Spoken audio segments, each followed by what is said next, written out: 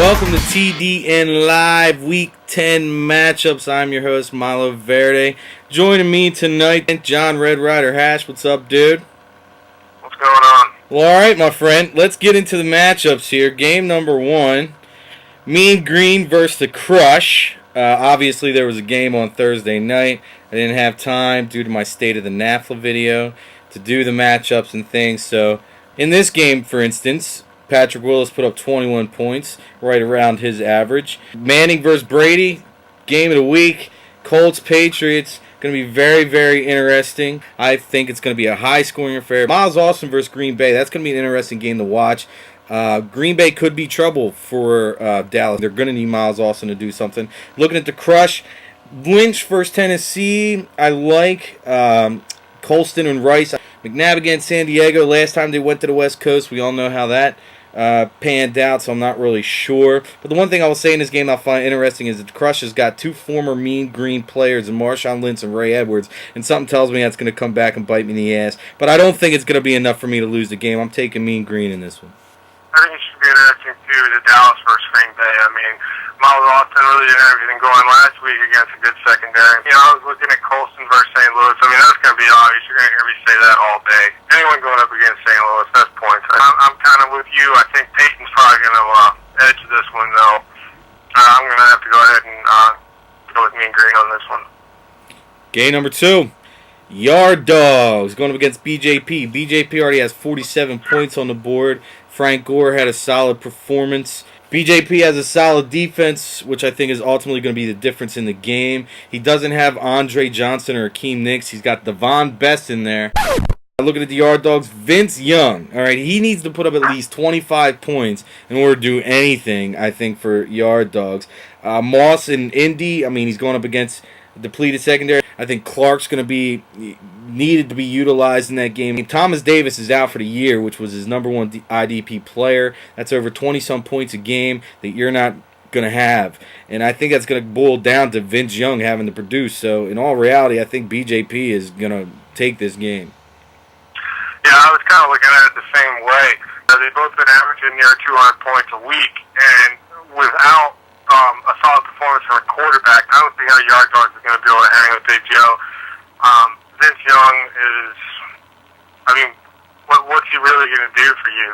You know, other than hand the ball off and maybe pass it 3 times. I think I'm solid Big Joe here all the way. Yeah, I mean, Vince Young's put up 22 points and 17 points in his last 2 games. But like I said, I think he's going to have to put up at least 25 in order for Yard Dogs to be competitive there. Yeah, I agree. Game number 3, True Playa, going up against the Bears. The Bears holding 51. Matt Forte had a nice game with 36 points. Danielle Manning, the top scoring safety in the league, put up 15. I think the difference in this is Chad Ochocinco and Carson Palmer going up against Pittsburgh in a tough division game. In order for him to stay on top, I think that they're going to have to be huge in that game. But Playa's got Drew Brees going up against St. Louis. That should be, huge points there. Ronnie Brown going up against Tampa yet again should be another game. He should put up big points. I also like Tony Gonzalez against Carolina with Thomas Davis being out. I don't know who's going to guard Gonzo. I mean, just looking at Playa, he's got a lot of favorable matchups. I mean, even Paul Posluszny going up against Tennessee, they're going to run the ball with Chris Johnson. I mean, that's the only way Tennessee's effective. So Posluszny's going to get some tackles. So I think overall the matchups here for True Playa pan out for him, and I'm going to take True Playa in this game, even being down 51 points as of right now. Yeah, I agree. I mean, keep on going down that list. You got Sharper going up against St. Louis. Yeah, I mean, they're going to run the ball with Steven Jackson, but still, I mean, it's good matchups all the way down. And as much as I'd like to see the Bears win this one because it's a divisional game for me and True Player's closer to me, I still have to go with True Player on this one. Game number 4, Battle of the Hash. Excuse me while I light my spear, as I like to call it. Shows Aaron Hash, the Keg Killers, going up against the Red Riders. Very interesting game I see here. Number 1, I see that Tom Brady's not in the lineup. First of all, do you want to comment on that, Mr. Hash? Yes, I would like to comment on that. Basically, I'm one big fat turd nugget that doesn't know anything about fantasy football. I really don't have faith in Tom Brady going into this game against the Colts. I think Peyton Manning is the best quarterback in all of basketball. And in all reality, Brett Favre's only in there because I like his Peter. Good point. So, it's hard. Well, I mean, I look at it because, he's got Peterson going, and just the probability of Brett Favre throwing a screen pass to Adrian Peterson and him taking it 50-60 yards for a score is probably very high against the Detroit Lions. But, I mean, looking at your game, I think the difference is going to be Big Ben throwing to Hines Ward, as we saw last week with Brady throwing the Moss in the game that you lost last week. Steelers are playing really well. I mean, they're coming around in a division game. I think Hines Ward's going to show up.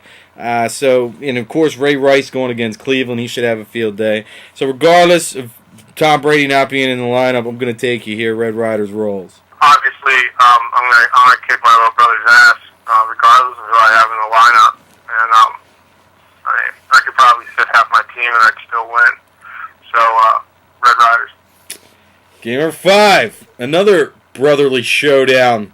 Heartbreak Kid going up against Gold Member. I mean, in all honesty, all I really got to say in this game, he's got Josh Freeman at quarterback, Tampa Bay. He had a decent game last week, but no Schaub, no Slayton. They're pretty much his key to success. I mean, he does have some other players there to contribute, but, Matt Schaub not in the lineup, that's really going to hurt him. So I'm going to take Heartbreak Kid in this. It's the matchup of Carolina's backfield, D'Angelo versus Jonathan Stewart. And I think D'Angelo's probably got a little bit more in his tank than Jonathan Stewart. We're probably going to get more touches. It's so obvious, but Shockey is getting St. Louis. I mean, he's going to get a couple of touches. I mean, the guy's been showing up. He's had a couple of, subpar games, but I think he'll show up against St. Louis. I got to take Heartbreak Kid in this one as well. Game number 6, Kemper BTK going up against San Pablo Montoya. Pablo's up right now, 32 on BTK. Had Jay Cutler. What a game that was, right? 5 picks. I mean, wow. Jay Cutler. That was ridiculous. Yeah, I mean, Saba in this, looking at this game, back into the game, he's got Chris Johnson going up against Buffalo. I think that's really the only key for him to win this game. Because I look at BTK, and he's got a lot of strong, favorable matchups. Moreno going against Washington. Welker, obviously. I don't like that. What? I don't like the matchup. I don't know, I think so like since I pulled this and that. I mean, I really don't have much to back it up except for my heart, so I'm just going with that. Aw, you hear that, Pablo? Johnny loves you. Yeah, I like you. You're so gay. So gay. I just pulled a Larry Johnson. Hopefully I won't get fined or released from the Kansas City Chiefs. Game number 7. Austin Cowboys going up against the Heavy Metal. I'm picking Cowboys only because Trav missed the boat on this one. He's got Ike Bruce in his lineup who did not play. And he's still got a guy in his lineup who's been on the IR for 2 weeks now. The Cowboys roll. I don't understand what he's doing with his wide receiver core. I'm a little confused there. I'm going with the Austin Cowboys on this one. I think Kurt Warner's going to have a big day against Seattle because they suck. Last game, Danville Destroyers going up against the G-Men. Danville Destroyers had 3 players going in that Thursday night game. They only put up 19 points. I don't think that's going to be enough. Phillip Rivers is going to be a question mark. I think Braylon Edwards is going to have his first big game as a Jet going up against Jacksonville. And David Hawthorne. I'm just going to say, where's this David Hawthorne guy come from? 2 weeks back-to-back, top-scoring linebacker in NAFLA. So I think David Hawthorne's going to have another beast of a game. G-Men roll. Yeah, I like Steven Jackson against New Orleans. I think it's going to be a low-scoring game, and I think a lot of the points are going to come from the defense. But, I'm going with the G-Men in this one as well. All right, there you have it, folks. Stay tuned, kids. We'll be right back. Beasters and Sleepers are watching TDN Live.